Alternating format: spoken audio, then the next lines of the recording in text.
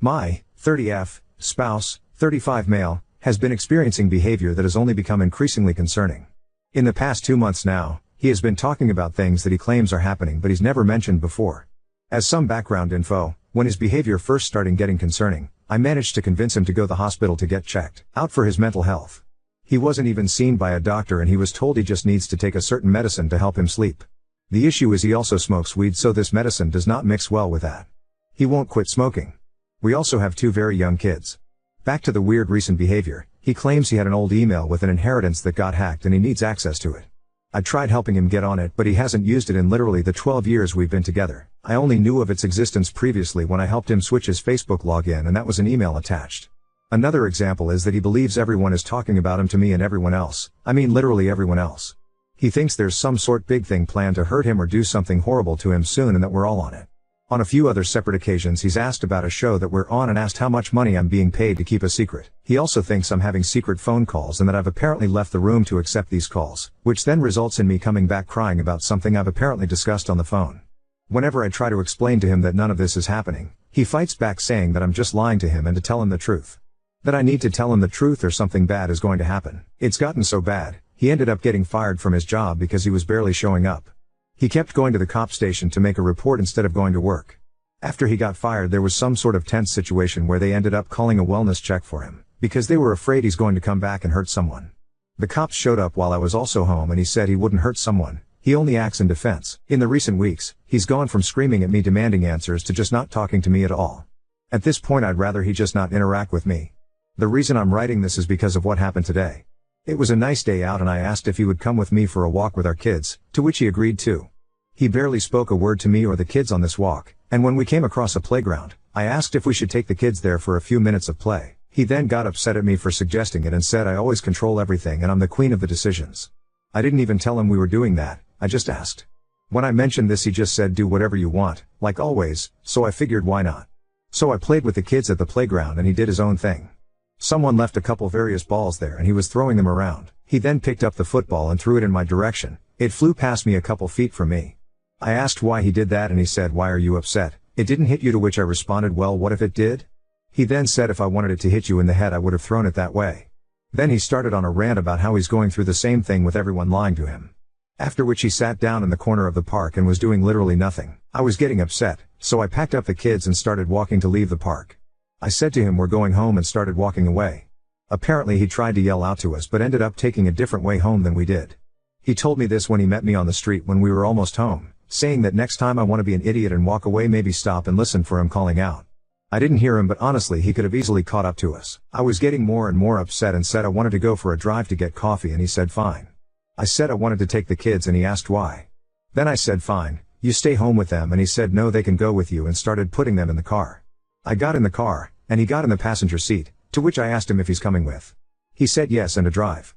I told him I didn't want him coming with because he's being mean, and he said he could be a lot meaner. As I started driving away he kept going off on the usual BS he's been talking about lately, and I told him I don't want to hear it. He started screaming at me to keep driving and shut the fuck up.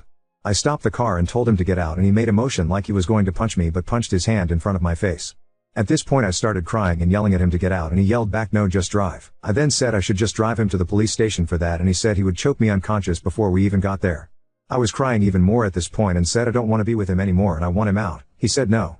He continued to be a dick for the rest of the car ride, where I pleaded with him to not treat me this way, especially in front of our children. It's not fair to them, or to me. He said to not bring them into this. I said how couldn't I, they are literally in the car. Anyway, after I drove us home, he asked how long I've been waiting to break up with him and who I'm replacing him with. I told him I haven't been and there's no one else, which of course he doesn't believe. When he got inside he even taunted me saying I should take you to the cop station in a girly voice. He's outside smoking and I'm inside with the kids writing this. Of course I'm shook up currently, but I don't know what to do. We only have the one vehicle which is in both our names. The place we rent is actually my mom's, so we don't have a lease, but we both have our addresses attached to this place on our licenses. He wasn't always like this. Literally only the past couple months his behavior has been this bad. I miss the person he used to be. I miss that he would spend time with me, with the kids, but he spends all his time by himself now. I don't know if he's going through some sort of manic episode or what's triggering this change in behavior, but I really don't know what to do. Is there something differently I can do to help him? Every time he talks to me about whatever situation, he doesn't accept any answer I say and also won't accept if I say nothing. Update 1.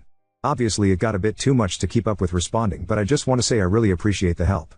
A TL, DR at the bottom. To give an update, I left the house the night I made the post, but went back home the following day.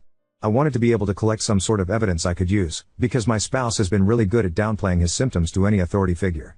I want to mention that I had been present at most doctor and hospital visits prior, so I know what they did recommend for him. I felt at the time that they did not give him enough help for the crisis he was obviously going through. Anyway, continuing on, the couple days after the Sunday post, he did not really engage in much conversation with me or our children. Every time he entered the room, I set my phone to record. I did not get anything until Thursday, when he finally started talking to me again. He was questioning who I have been talking to about him and who has been trying to sabotage his life. Obviously I denied everything, because there is no one talking to me about him, aside from this Reddit post, which he didn't know about. This started to anger him, which included him yelling at me and saying if anyone is talking to me about him, to bring him to the house so he can take care of them himself. I tried to not to engage anymore. This made him more upset, as he was continuing to demand answers from me. He would then say, "Oh, I want to hit you or don't make me slap you," when I was either not answering or just saying I didn't know what he was talking about. I got this on recording. After he ended up walking away and leaving the room, I took the kids to bed, locked us in our room and tried to sleep. The following morning, he insisted on driving me to work. I told him I wanted the car, to which he disagreed with me and said he needed it. After dropping out kids off, he started going off on me about how I am stupidity, dumb, a bitch, etc. for keeping his inheritance, again something he is clearly having delusions about, from him. I tried to disengage completely, keeping myself to far side of the passenger seat, which caused him to grab me by the back of my neck and pull me closer to him, where he told me to listen to him. I obviously reacted to this and was super upset, telling him to please focus on driving and not touch me again. After he drove me to work, the last thing I said to him as he was still going off on me with the car window open, was, "You desperately need help." Once I got in, I called my boss and let her know what happened. She came in, canceled her appointments for the day, and took me to the police station. We made a report, although the sergeant we initially spoke to seemed to be against us making a report. He kept saying he will be homeless if I report him, like he's the victim in this scenario. I told him my safety and the kids' safety should be more important, and he brought in a different officer to make the statement with me. Once I completed that statement, they let me know to stay away from the house as they were going to arrest him, and will call once he's out of the house. About 5 hours later, he was arrested. Apparently he was very compliant, and with all the information I provided, they actually took him to the hospital, and he is currently on a 30-day psychiatric hold. He will be going to court at some point for uttering threats and assault, but seeing how he doesn't have a criminal record, I'm sure it will just end up being a slap on the wrist. So as of now, I am home, safe with the children, and we are getting our locks changed. I will also most likely get a protection order, but in an ideal world, he gets better and that's not necessary. I guess we will see in the future. I want to again thank everyone for their comments and assistance. A lot of you made some excellent points, and although I know some of my decisions probably seemed like dumb ones, I was trying to figure out the best solution, logistically for us. Any other future updates will be on my profile. Update 2. I don't know if anyone will even see this. It's been a while since I updated. I still get messages asking how I am and to update again. I apologize in the delay, but I've been a bit deterred from making another post due to coming across a TikTok video of one of those AI voices reading my post over a Minecraft video.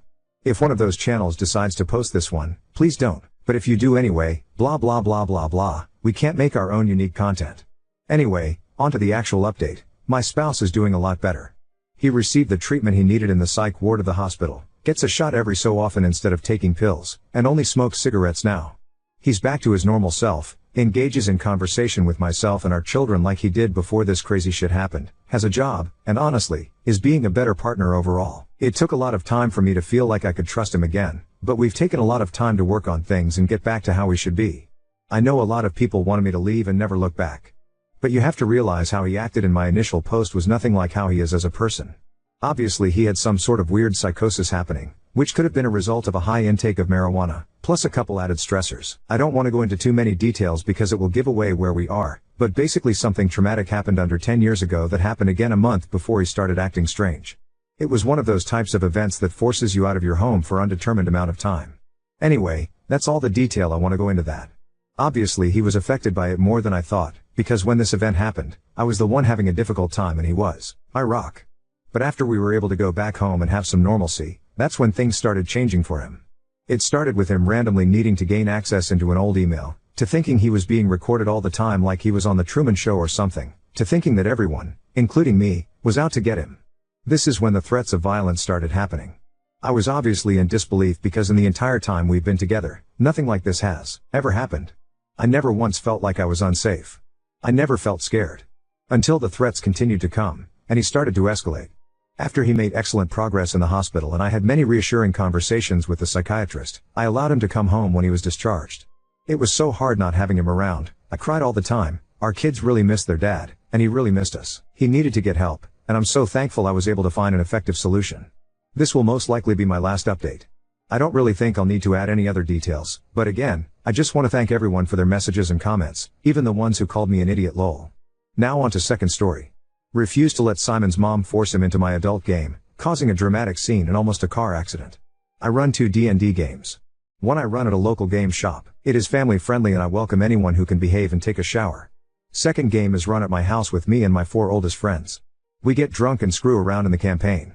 It's a campaign we have been running since 5e first came out and is very much built around our terrible humor. Very not public play space friendly. New player is a nice 9-year-old kid named Simon. He loves playing in my public game and found out I run another game. Asked if he could join and I told him it wasn't really open to new players. He was cool about it. Simon is a good kid. Simon's mom found out later when she picked him up and tried to force him into my other game. I had to get the owner to help me calm her down and get her to leave. Simon was in tears apologizing. I felt so bad for him. Owner told mom if she ever set foot in his store again he'd ban her and Simon from the store and get the police involved if he had to. She left in a hurry and almost boned a car in her rush to leave. Simon's dad drops him off now. He came to me and the owner and begged our forgiveness. Turns out mom wanted Simon in my game as a form of babysitting so she could go out and party with her other terrible mom friends. We told him as long as it's him dropping Simon off there won't be any issues. He's a good kid. And I'd hate to lose our monk. Edit, thanks for indulging in my drama sharing. Love the hobby. Simon is a great little dude. His dad is a great big dude. Glad to have met them. Thanks everyone for letting me spam replies and shoot the breeze. You're all great. Update 1. Hey everyone. It has been pure chaos the last few days but after everyone was so nice I figured I'd let you guys know what has happened since it's mostly good news and should put some minds at ease. I ran into Simon's dad and his sister Anna at the store and they invited me out to lunch to chat. Simon's doing pretty well all things considered. Dad says he and mom were already most of the way through the divorce process but he and his, almost, ex-wife agreed to keep it quiet until they had finalized some agreements. Mom showed her ass yet again and basically admitted she didn't want Simon very often and negotiated for some money in exchange for giving full custody to dad with a few holiday visitations if she can make it. She's moving a few states away to live with some of her friends from college. He doubts they see her more than once a year if that. He said it went as well as he could have hoped. He's just glad it's almost over. Auntie Anna, as Simon calls her, is dad's sister. She's stepping in to help with Simon while dad juggles everything. She brought him to the shop this weekend and she hung out by me while I ran the game so she could learn. Everyone had a good time, even got a few giggles from Anna, so I'll consider that a GM's job well done for first impressions of the hobby. Shame the first RP she had to see was me as Marty the farty lizardfolk merchant NPC that they ran into last session. Lots of hissing and farting noises out of me for 15 minutes. Simon was able to pass enough con saves to buy what the party needed from Marty, discounts in exchange for risk of poison damage, and they tricked the corrupt town guard into accidentally arresting themselves due to an elaborate performance by the bard and Simon's monk. Game went well. Anna and I talked while Simon looked at all the dice sets for an hour after the game. She's been pulled into a parent group of parents of kids in Simon's class. I guess Simon has all the other kids wanting to try playing, and since my private game is on hiatus for at least 6 months I offered to run one if the parents were comfortable with it. I end up getting added to the group chat and Anna's house is where we're gaming.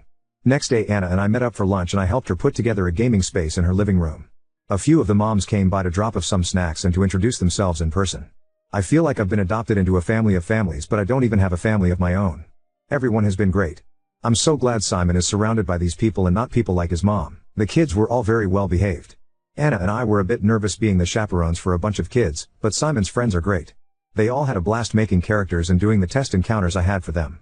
There's a girl that made certain she was always seated next to Simon and barely takes her eyes off him. She has a huge crush on him, but don't think he even realizes what's going on. It's adorable. Parents were all happy with game night, and honestly I liked running for all kids way more than I had expected. Anna and I agreed we were fine with doing this regularly, so now Anna and I are the game masters to everyone. Also, I'm now Uncle Caleb to Simon. Not sure what I did to earn the title, and I definitely didn't get emotional when he called me that. So that's about it. I still run 2 games. I've been adopted by a 9-year-old, and I've taken over Anna's living room with minis and battle mats. Simon is an incredible little dude and I'm glad to have met him and his amazing family, one parent excluded. Update 2. It's been a week. I've known this woman for about a week and I've already fallen hard. Infatuation levels are all set to max. She's incredible. Gonna be spending a lot of time with her for a few weeks and I and a lot of folks we know are saying I should ask her out. I'm going to. I just want to let us get through this busy point and take a bit of time to get to know her more first before I do that. Update 3. My nephew Simon is the coolest little dude in the universe. His interest in board games is starting to really take off ever since Anna brought him over to my place and he saw my shelf of games. He absolutely loves Ticket to Ride. I gave it to him and he wants to play it next game night. The public game party is now chasing the big bad through a few portals leading to a chronomancer's domain in the stomach of a kraken. So that should be fun. Simon has expressed interest in learning to DM. I'll teach him everything I know. I would gladly play in any campaign that boy runs. He said he has some ideas and I intend to help him make those into dice-based reality. As for how he's handling the situation with his mom, Simon is doing well, but he struggles. He's very clingy toward Drew. I'm betting this is normal for kids in Simon's situation. Simon has Drew, Anna, and a good head on his shoulders. He'll be fine. Drew and Simon spend a lot of their time together just doing little projects. They're currently putting together a puzzle while watching Simon's shows. Drew told me this was a once-a-month thing due to his work schedule. Now it's several times a week and they both love it. Drew did need a little time to decompress from dad mode, so one night he and I went out to a bar for a few drinks. He told me about his plans to take Simon out of town on a father-son trip. Simon's just excited the hotel has a pool. Drew says he doesn't plan to date or do anything anytime soon. The ink's still dry on the divorce papers. I think single dad is what I want to be right now. He wants to focus on Simon and figuring out what life looks like for them going forward. As for Anna, she was initially busy balancing work, Simon, game nights, and a bunch of other responsibilities since she stepped up to help Drew.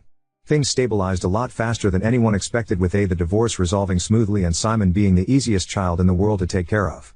Now that Drew is using vacation time, she has had a bit more free time until he goes back to full-time work. So she's been catching up on some of her hobbies like baking and playing games on her Switch. I had to come over and run the cables to hook it up to her TV because she couldn't reach. She also needed my help setting up her Wi-Fi when she got a new router. And she has had multiple issues with her laptop that I've had to resolve for her. That woman is brilliant in every other regard, but truly clueless when it comes to tech. But I was paid for my ticket resolutions and homemade meals, so I'll call it even. The more time I spent with Anna, the more confident I got that asking her out was the right call. So I asked her out and she said yes. Unfortunately, Anna gets migraines semi-regularly and one hit her just before our date. I came over and she was visibly miserable but trying to convince me it was okay and we'd still go out. I practically had to order her to go get into bed. Got her migraine pills and some water for her, blacked out the curtains and told her to call if she needed anything. She called me a few hours later asking for something to eat because she was feeling better, so I got her some dinner and ate with her. She kept trying to apologize, but I told her to make it up to me with another date next day. Which we were able to actually go on. It was a fantastic night. Had some amazing food and walked around town and talked. Then went back to drop her off and we sat out in my car for another hour and talked. The last thing she said before getting out and running in was, "You're my boyfriend now, by the way," before shutting the door. I had no intention to argue even if she'd left me time to. Since then we've gone on a few more dates with our free time and we're both really happy with how things are going. It turns out Anna was a few days away from asking me out herself if I didn't make a move. She also hasn't stopped teasing me about Marty and his farts. And I told her about the werewolf Pierre Wolf I'm using soon and she won't stop patting my head and calling me the good boy. I'm not giving her character previews anymore. I guess that's it. In the last few weeks my life has changed so drastically it's insane. This may be strange to say, but thank you for sharing in this internet sharing circle thing that this became for me. Update 4. I've been putting off clearing out my old storage unit for a year now. Asked my girlfriend if she'd help me clean it out and I'd take her to lunch after. I hadn't looked in some of these boxes in the years I've had them since high school, but for some reason was confident I had thrown anything too embarrassing out years ago. Well, I was taking a box back to the car when I hear my girlfriend start cackling. I come back and she is holding up a bag of personal time reading material I had from when I was in high school and had to take trips to a family cabin with no internet for weeks at a time. I was a teenager, don't judge me too much. She's laughing so hard she was crying and my face was burning so hot I could have cooked an egg on it. She spent lunch snickering and making fun of me. And she made sure to point out how similar many of those girls looked to her. I then had to explain that 15-year-old me would have high-fived me until his arm fell off if he knew you were who he'd get to date in 20 years. I, however, would not have trusted that hand. I know where it has been. Update 5. Short update before I get back to work. Had breakfast with Drew, Anna, Simon, and his mom. She's just left to move into her new place out of state. Simon had wanted to see her before she left because he loves his mom, but she was impatient, so we all had to get up early and do breakfast instead of lunch. She proceeded to complain to Drew about something divorce related, give Simon a gift card, a hug, and an empty apology about moving so far away. Simon got maybe 10 minutes of time with her after we ate before she rushed herself out the door. Though not before implying I'm only hanging out with Drew and Simon to get with Anna. Drew and Simon are just deflated and saddened. Drew really thought she was going to do better at least this once before she left. Simon is currently locked up in his room. And Anna almost had to be physically restrained from chasing her out into the driveway with her flip-flop in hand. What an awful monster of a woman. Reminds me of my mother.